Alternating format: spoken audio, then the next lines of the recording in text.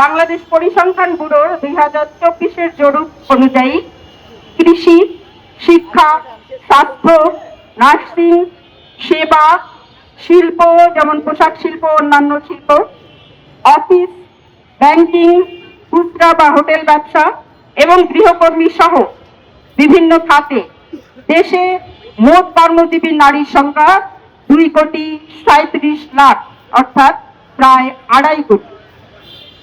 এই পরিসংখ্যানের বাইরেও অনেক নারী চিকিৎসক, প্রকৌশলী, বিমান চালক, ব্যবসায়িক উদ্যোক্তা, খেলোয়াড় যেমন রয়েছেন, তেমনি রিক্সা ও গাড়ি চালনা সহ বিভিন্ন পেশায় বহু সংখ্যক নারী যুক্ত আছেন।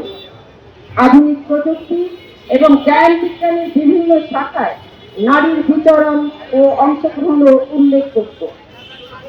এই বিপুল সংখ্যক নারী সম্পর্কে জামায়াতের আমির অশালীন, অবমাননাকর ও শিষ্টতাপূর্ণ বক্তব্য নারীর প্রতি তার বিদ্বেষ এবং ঘৃণারী বহিষ্কৃতা।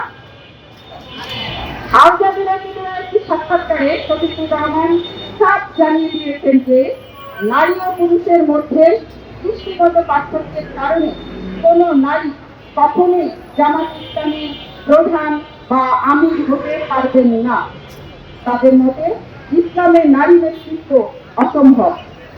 অথচ দেশে টানা 3 দশকের বেশি সময় ধরে নারী প্রধানমন্ত্রী রাষ্ট্র পরিচালনা করেছেন এবং জামাত ইসলাম নারী প্রধানমন্ত্রী সরকারের অংশীদার হয়েছে।